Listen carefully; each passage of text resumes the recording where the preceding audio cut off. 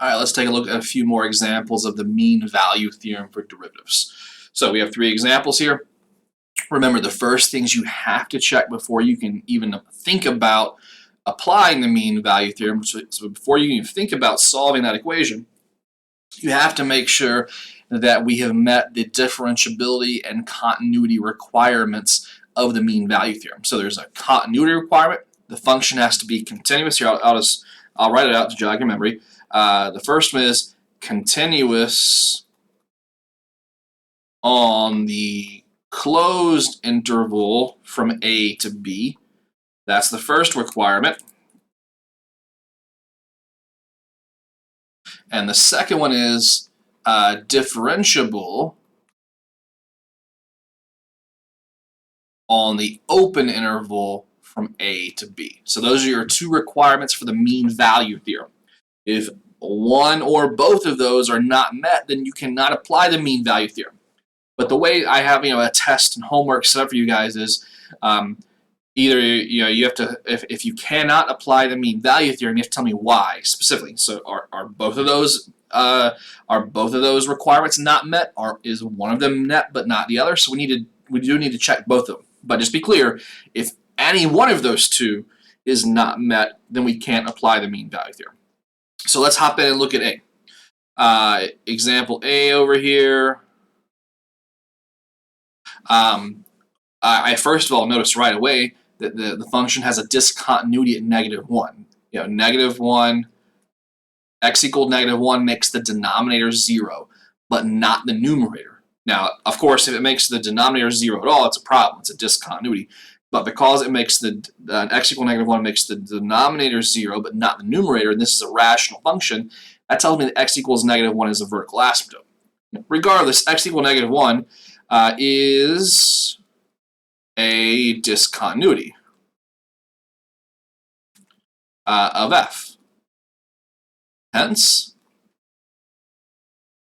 f is not continuous on the closed interval from A to B, which is -2 to 2. Because -1 falls in between -2 and 2. Of course, let's say the discontinuity was not in between -2 and 2. Well, then that wouldn't be a problem. But -1 is right in the middle of -2 to +2, so right away we know we can't apply the mean value theorem. Now, that's the first requirement. The second requirement is differentiable. Now, we do need to examine the differentiability aspect of the mean value theorem. Even though we already know we can't use the mean value theorem, we still need to check to see what's going on with differentiability-wise. And to do that, well, here's the thing. We know that if a function is not continuous, it's not differentiable at that point. So if a function is not continuous at x equals c, then it's not differentiable at x equals c. So that was a theorem. That's actually the contrapositive of a theorem we had in chapter 1. So just to jot down here, not continuous. Or actually, let me be more specific here. I'll write the whole thing out here. If f is not continuous at x equals c, then f is not differentiable at x equals c. Now, think about what that is. We have a vertical asymptote. The function is not continuous there. There is no slope. There is no function at x equal -1, and therefore there is no slope at x equal -1. Okay, so if you weren't thinking about that, let's say you were just on autopilot. Well, the way you could figure out about differentiability would be to find the derivative. So what's the derivative of f? Okay, according to the quotient rule, f prime would be the derivative of the top is 1 times the bottom, x plus 1, minus the derivative of the bottom, 1, times the top, x minus 1, over the bottom squared, which gives you what? X's add a 0, then you get 1, you get 2 over x plus 1 squared. So notice that -1 is also a discontinuity.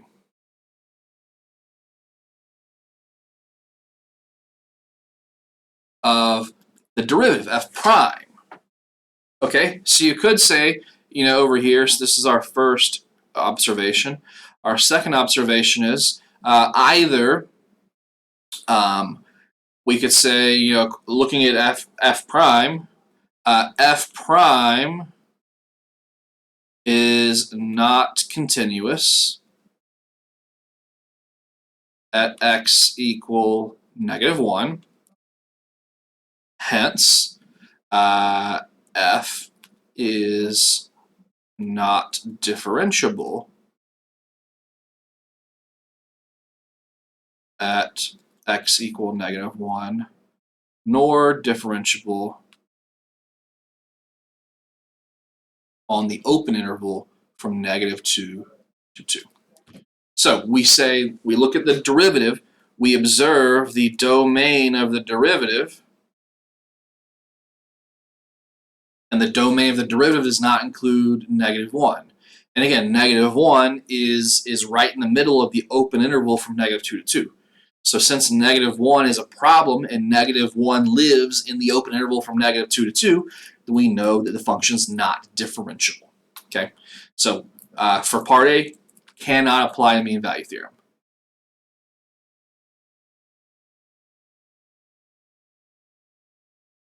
So for both of those reasons, we cannot apply the mean value theorem. So done.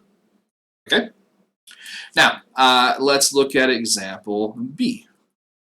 Notice example B is also a rational function, but that doesn't necessarily mean we can't apply the mean value theorem. A and B are both rational functions.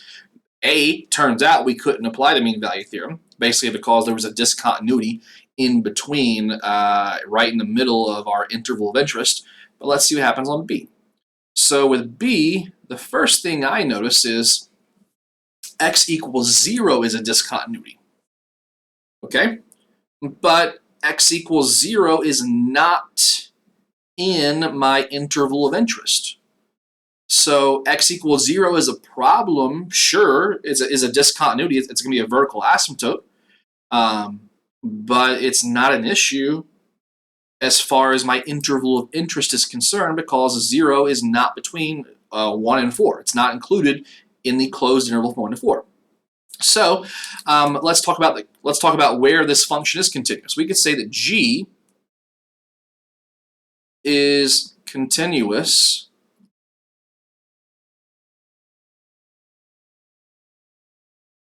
on what? Well, it's all real numbers except for 0. It's the domain.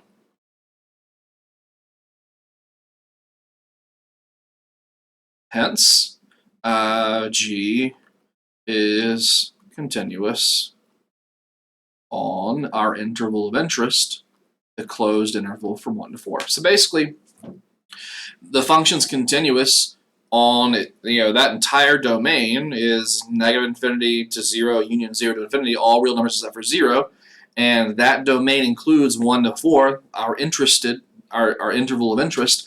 Therefore, yeah, we're good. So check mark on the first one. Now, what about the differentiability? Because we have to make sure it's differentiable, and so to answer the differentiable question, we have to look at the domain of the derivative, because remember, we had a theorem in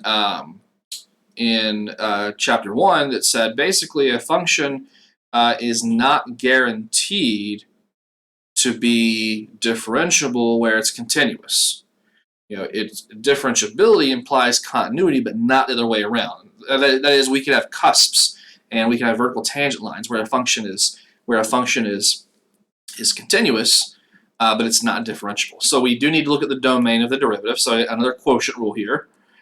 G prime equals, okay, derivative of the top is 1 times the bottom is x, minus the derivative of the bottom, which is 1, times the top, 4 plus x, over x squared. So if we simplify this, we have a positive x and a negative x. The x's add to 0. We have a -4 over x squared.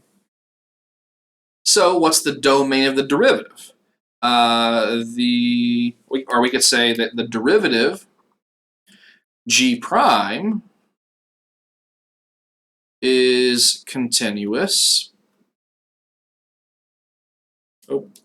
Continuous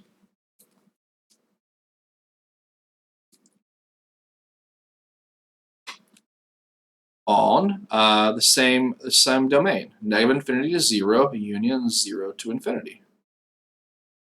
Hence, g is differentiable on our interval of interest now, which is the open interval from 1 to 4. So basically what I'm saying is the open interval from 1 to 4 is included in negative infinity to 0, union 0 to infinity.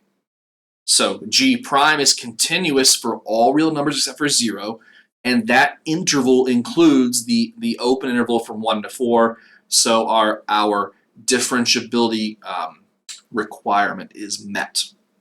Okay, so now with b, we have met the two requirements. So now I know what I just erased the derivative. The derivative is negative 4 over x squared. Okay, so now we simply need to solve f prime, or actually g prime. So solve g prime equals the average rate of change. Now suppose we need to find this average rate of change. Okay, so let's see. What is, I guess we first need to find g of b and g of a. Okay, so that is a, and that's b. Let's see, g of 1 and g of 4. Well, g of 1, if you plug in a 1, you get 4 plus 1 is 5 over 1, you get 5. And if you plug in a 4, you get what? 8. 4 plus 4 is 8 over 4, so 8 over 4 is 2. Okay, so now we can find that we do g prime of x is f of b. So 2 minus f of a is 5 over b minus a, 4 minus 1. Again, oh, did I mix those up? No. 2 minus 5 over 4 minus 1. Yeah, that's right. Okay, so that's what we need to solve. The derivative set equal to the average rate of change. So this is negative 4 over x squared equals what? That's negative 3 over negative 3, so 1, right? Negative 3, 2 minus 5 is negative 3 over 4 minus 1. No, negative 3 over positive 3. So yeah, negative 1. Okay. Multiply both sides by x squared. Negative 4 equals negative x squared. Multiply both sides by negative 1, so you get 4 equals x squared. And then if we apply the square root property, we get x equals plus or minus radical 4, so x equals plus or minus 2. Okay? Now we got to be careful here because notice that we do indeed get two solutions. But negative 2 is not in our domain of interest. So we have to exclude negative 2 from our solution here, and we simply say that x equals positive 2. Because positive 2 is the only solution that's between 1 and 4, the open interval from 1 to 4. So we have our one solution. Okay? So there we go. That is the value where the average rate of change equals the instantaneous rate of change. Here, let's before we move on to part C, let's verify this using Desmos. So we have what, 4 plus x over x, and we are only interested in the interval from 1 to 4. Okay. So we said our solution was 2. So that is what we're interested in. Here's the whole function, and notice that yes, there's a discontinuity at the origin at 0, like I mentioned, but we're only interested in that portion. So on that portion, yeah, the function's continuous, and yeah, it's differentiable. It's a smooth curve. There's no cusps or vertical tangent lines or anything weird going on. Okay, and we set our solution as at 2. So that means at what? 2. What do you get when you plug in at 2? It looks like 2, 3. So it looks like 2, 3 was our solution, where the average rate of change equaled the instantaneous rate of change. Now, what was our slope? Our slope was -1. So if I want to enter our secant line, let me just use point slope form real fast for to enter the secant line, to draw the secant line. So we have this point right here, what? 1, 5. So we can say y minus y1, which is 5, equals m. We said the slope was -1 times x minus the x value was 1. That's just good old point slope form from college algebra. So there's the secant line. And now let's do the same thing for our tangent line, because the whole point of this is to say the mean value theorem guarantees us that the slope of the tangent line at 2, 3 is equal to the slope of that tangent line, which we know is -1. So let's use point slope form again to get the graph of that tangent line.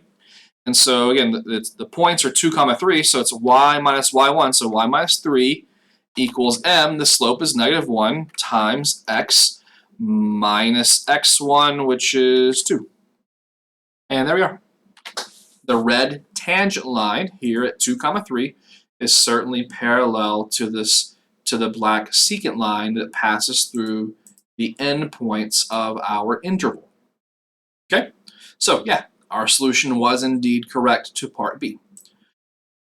Now, perhaps let's look at part C. Another logarithm.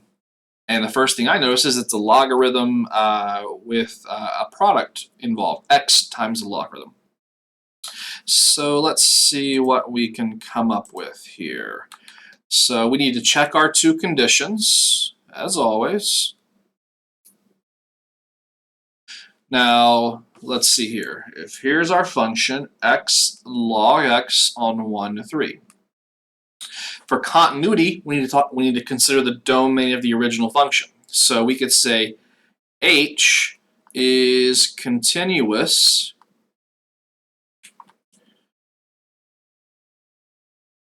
on, well, we have the product of two functions, x and log base 3 of x.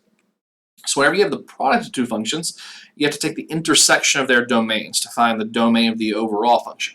But the domain of x is just a linear portion, is all real numbers. So really, all we have to do is consider the domain of logarithm, of log base 3x. So what's the domain of just a regular old logarithm? It's positive numbers. So h is continuous on positive numbers 0 to infinity. Hence, h is continuous on, well, 1 to 3 is just a subset of 0 to infinity. So yeah, since basically, in other words, 1 to 3, the closed interval from 1 to 3 is included in 0 to infinity. So yeah, we certainly have continuity. Now, we need to talk about differentiability. And to talk about differentiability, we have to find the domain of the derivative. Okay, so here, let's erase the derivative of g and let's find the derivative of h. So that's going to require a product rule because it's x times log base 3 of x.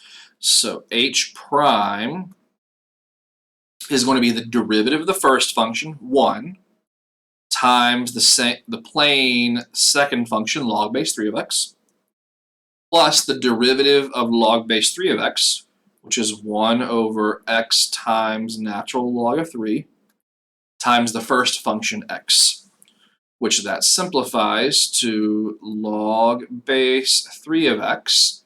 And notice there's an x on the second term, there's an x on the numerator and denominator, so this is plus 1 over natural log of 3. Okay? Now, if we want to consider the domain of the derivative, notice that natural log of 3, that's just a number. So 1 over natural log of 3, that's just some number. So that's a constant. So the only variable part of this expression is the logarithm. So again, we can say that the domain is just positive numbers, 0 to infinity. So h prime is continuous on positive numbers. Hence, h is differentiable on, now it needs to be differentiable on 1 to 3. So notice here the pattern here. Where a derivative is continuous, the original function is differentiable. So we could say that since h is continuous on 0 to infinity, sorry, since h prime is continuous on 0 to infinity, then the original function h is differentiable on 0 to infinity, which certainly includes 1 to 3, the open interval. Okay, so we've met our two requirements, and so now we can solve h prime of x equals the average rate of change, f of b minus f of a over b minus a. Now we have our derivative. Our derivative was log base 3 of x. Log base 3 of x plus 1 over natural log 3. Now equals, now we need to find the average rate of change.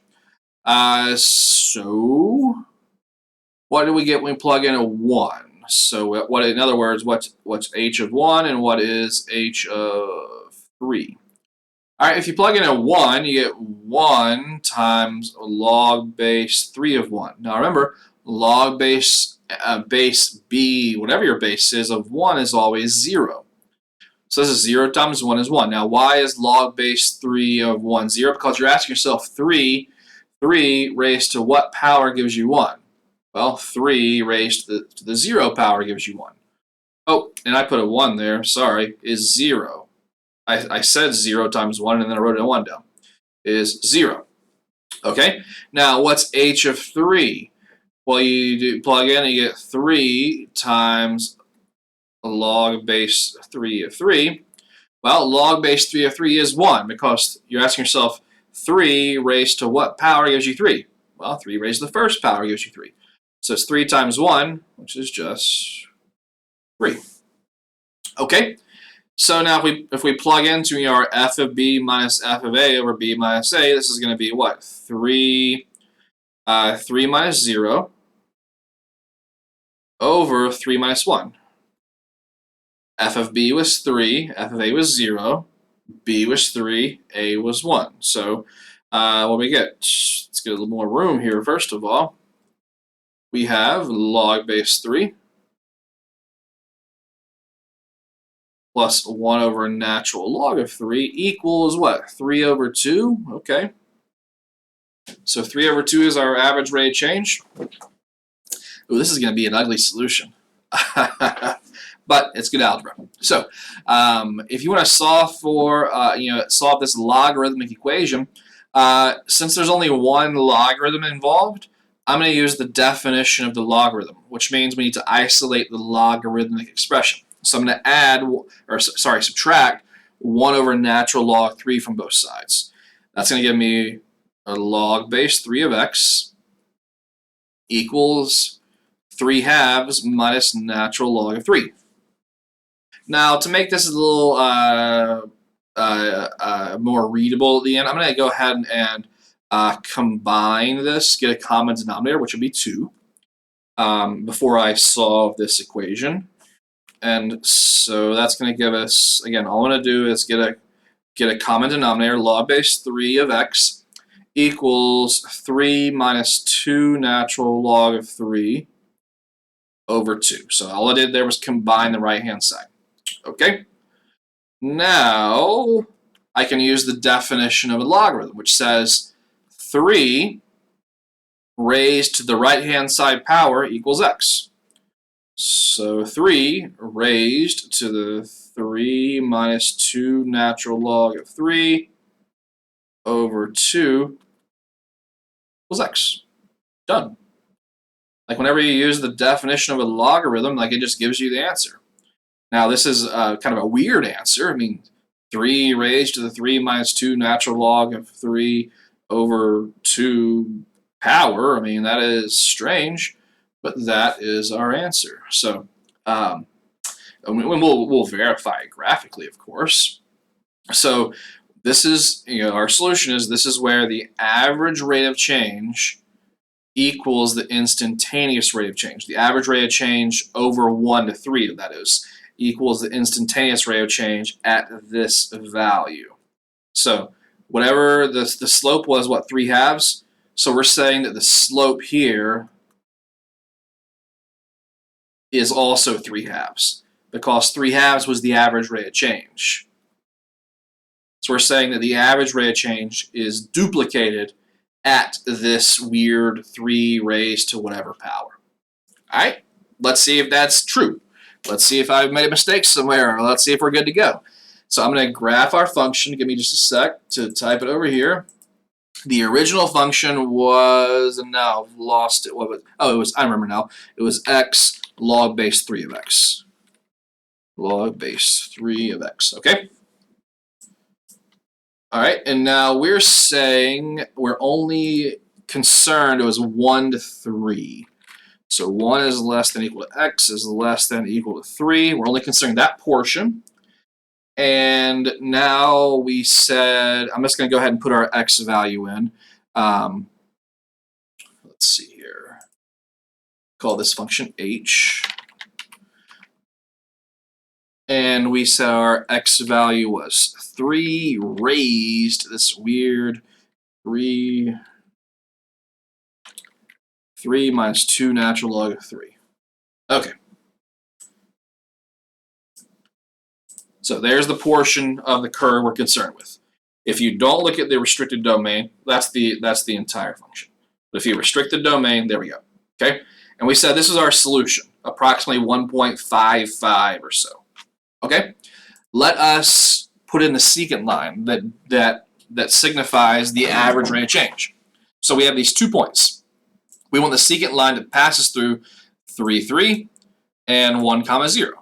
Okay, so let's again use point slope form like I did in the last example. So the slope I think was 3/2. So you have y minus the y value. Let's use this point. The y value is 0. So y minus 0 equals the slope 3/2 times x minus the x value. Again, when the x value here is 1. So x minus 1. Okay, there we go. So there's the secant line. And that secant line has a slope of 3/2. Now, our solution right here says that if you take that x value and look at h of that value, so I'm gonna instead of actually doing the arithmetic, I'm just going to say Desmos calculate that y value. So there's the y value. There's the point. Okay? Our solution says that at that point the tangent line is going to be equal to the slope of the tangent line is going to be equal to the slope of the secant line. Now, I can tell right away that that's not true. The slope of this secant line is not about to be equal to the slope of the slope of this tangent line is not about to be equal to the slope of that secant line. And so that means I need to back up and figure out where we went wrong. Because I can just tell like that the slope there, the tangent line is going to look, I don't know, it's not going to have a slope of 3/2, that's for sure. Like the point should be somewhere like right around here if I had to guess. Okay, so let's see where I went wrong. All right, we have f of b minus f of a, so that was indeed 3/2. Now, let me first make sure I just didn't type anything in wrong. 3 raised to the power of 3 minus 2 natural log of 3 over 2. Okay. Let's back up a little further then. So the derivative was log base 3 of x plus 1 over natural log of 3. Oh, that's where I went wrong. That's where I went wrong. Okay, watch, I just found the error. Okay, so let's erase. Let's erase. At this point, and you're probably screaming at your computer, wanting to know, look what I did. I subtracted natural log of 3 from both sides. What was I supposed to do? Subtract this from both sides. 1 over natural log of 3 from both sides. That was the error. So subtract 1 over natural log of 3. There, now we're good. Now, okay, if we want to get a common denominator, I will do that since I did it last time with the wrong answer. Now our common denominator is going to be 2 natural log of 3. So it's going to be 3 natural log of 3 minus 2, like so. Okay, there we go. Now we can use the definition of a logarithm, which says 3 raised to that power 3 natural log of 3 minus 2 over 2 natural log of 3 is equal to x. There we go. Okay, easy fix. Easy fix. Didn't waste a whole lot of time there. Okay, so now I can go back over here and fix that value. Give me just a sec. So our denominator was 2 natural log of 3 now. And our numerator has to change to, it is 3 natural log of 3 minus 2. Okay, that does look better. Let me get our new point. There we go. All right. I think this is better. Okay, so there's our new point. And now let us use point and slope form again to write the equation of this tangent line at the purple point there, because that was the solution that we just got, our fixed solution from the mean value theorem. So y minus the y value. Here's the y value, h of that nasty x value. Okay, which is approximately equal to 1.127. So y minus y1 equals, now that equals the slope, 3/2, times x minus the x value, which is this 3 raised to that big power. There you go. The red tangent line is certainly parallel to the black secant line. So we are only, let's just look at all the parts here. There is the original function on the restricted domain. So I guess we really want to back up. There's the original function over its entire domain. It's rising forever up and to the right. But if you restrict the domain, there's the restricted domain. Okay, we have a comma f of a, b comma f of b. Okay, and then here was our solution to the mean value theorem. Oh, sorry, first of all, there was our secant line. There's our secant line. And there's our solution to the mean value theorem. Now, of course, the mean value theorem only gives you the x coordinate, and I got Desmos to calculate the y coordinate also. And then to check ourselves, to make sure this makes sense geometrically, I plotted the tangent line. So the tangent line at that point is the red, and notice that it is perfectly parallel to the original secant line. Okay, so again, that's the geometric interpretation of the mean value theorem. We have the average rate of change, the secant line whose slope represents the average rate of change, is parallel to the tangent line at this point, whatever it is right here, approximately 1.192, 1.912, 1.127. At that point approximately, we have the tangent line as parallel to the secant line over the restricted domain. So, interesting mean value theorem. I like to throw some interesting examples out there, so we're not just always doing polynomials. I like to do logarithms and exponentials and all that kind of stuff. So, there we are, 3 examples of the mean value theorem. Be sure to work lots of examples because, again, the only way to get good at this stuff is to do lots of examples. Just make sure to always check your 2 conditions first. You have to check your continuity condition, and you have to check your differentiability condition, just like I mentioned up here at the top, and just like we did for all of these examples. Make sure to always check your continuity and differentiability conditions, because if those are not met, then just forget about it. There's no reason to even talk about the mean value theorem. You have to meet those 2 conditions first. All right, let me know if you have any questions. We're always more than happy to help out. I'll catch you in the next video.